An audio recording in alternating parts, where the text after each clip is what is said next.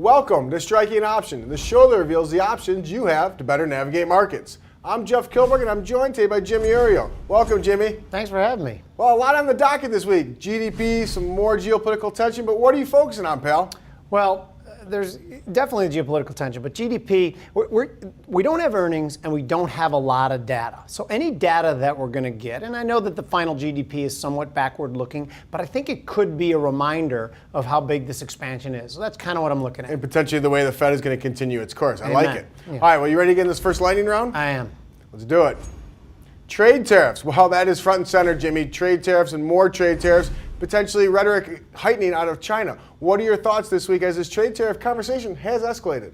It certainly has, and I didn't think it would, and I still think it's just saber rattling to try to get somewhat of a better trade deal with these countries. I think the reason he hits Europe and he hits Canada, because then he can turn to China and say, well, this is what I'm doing to my friends, imagine what I'm going to do to you. And I do think at some point in time he's going to back off it, because at the end of the day, he's still the champion of U.S. business right now, and even you can translate that into these actions that might not be even market positive. All right, well, fair enough. You're more of a trade tussle where it's not a true trade war yet, correct? Absolutely. All right, well, what type of trade example would you provide as we are seeing some movement in the E-mini S&P 500? Well, we saw this big spike up in VIX from about 12 to about 17 in the matter of a couple of days. To me, I think that's an opportunity then to sell volatility because options become higher priced as the VIX goes up, obviously. So I'm looking at selling a put spread, selling the 26.75 to buy this 26.25 put.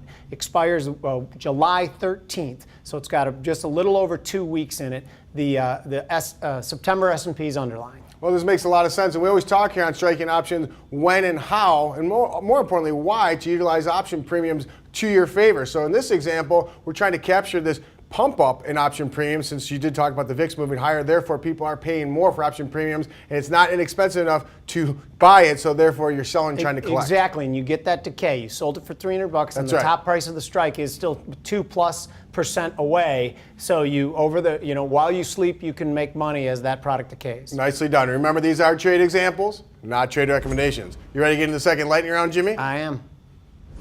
Flattening yield curve. Well, we've had conversations about this for quite some time. We continue to see that 10-year stay subdued, and yesterday we did see some safe haven buying. What are your thoughts on the shape of the yield curve? Well, I don't worry about the yield curve until it goes inverted. There's no proof that says just a flattening yield curve, even one as flat as it is right now, is any sort of big harbinger of economic distress.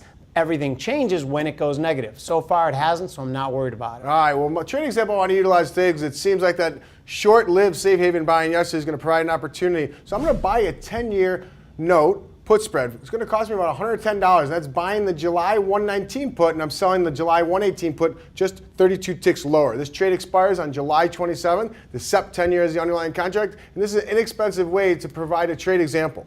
I like this a lot because I do think 10-year rates are going higher, and mostly I think it because I think some of the trouble in the stock market is probably behind us right now, and if we can get back to a risk-on sort of trade, I think they probably will sell the 10-year. I like this. And that yield will obviously inversely correlate, and it could potentially tick back up to 3%. Amen. All right, Jimmy, I want to thank you, as always, for coming on Striking Options. I want to thank you for watching Striking Options. And please tune in every week as we continue to strike options.